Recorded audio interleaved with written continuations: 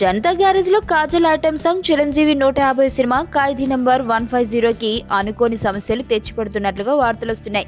దీనికి కారణం జనతా గ్యారేజ్ లో కాజల్ మితిమీరిన ఎక్స్పోజింగ్ చూసి మెగా అభిమానులకు ఏర్పడిన అభిప్రాయం అని అంటున్నారు.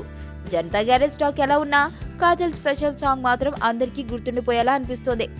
అచ్చమైన ఐటెం భామలా మారిపోయిన అరాకొర డ్రెస్సులు వేసుకుని బోలెడు మంది జూనియర్ ఆర్టిస్టుల చేత తనపై చేతులు వేయించుకుని మరీ రెచ్చిపోయి డాన్స్ చేసింది కాజల్. ఇప్పుడు ఈ విషయమే చిరంజీవి అభిమానులకు చికాకు తెప్పిస్తుందని టాక్.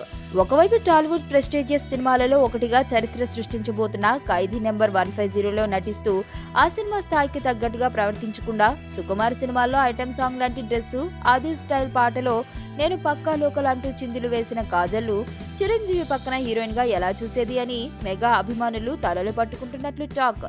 టాలీవుడ్ చందమామ కాజల్ పక్కా లోకల్ ఐటెం సాంగ్ లో వేసిన స్టెప్పులను చూసి వారు మాత్రం బాలీవుడ్ లో పాపులర్ అయిన చిక్నీ చమేలి సాంగ్ ను తెలుగు వెర్షన్ చూస్తున్నామా అన్నంత మాయలో పడిపోయి తెగ హడావిడి చేస్తున్నారు.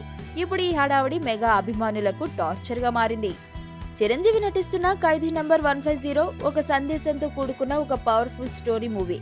ఈ సినిమాలో హీరోయిన్ కు ఎటువంటి ఎక్స్పోజింగ్ చేయవలసిన సందర్భాలు ఉండవు.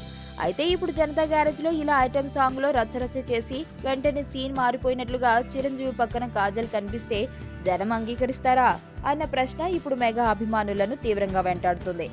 అయితే కాజల్ తన కెరియర్ లో ఎప్పుడూ లేని విధంగా మొట్టమొదటిసారి ఒక ఐటెం సాంగ్ చేసి రెచ్చిపోతూ ఇలా పాట మొత్తం నడుమును ఓపెన్ గా వదిలేసి అందాలను ఆరబోయడం వెనుక ఓ కారణం ఉంది అని అంటున్నారు.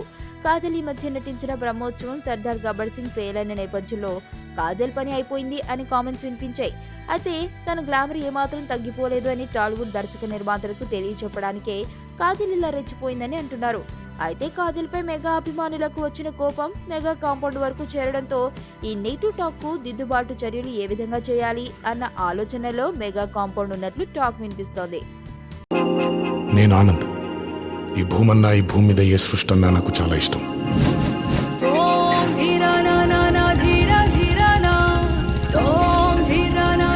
చెట్లు, మొక్కలు, గాలి, నీరు, వాటిని కాపాడుకోవటమే నా పని కూడా.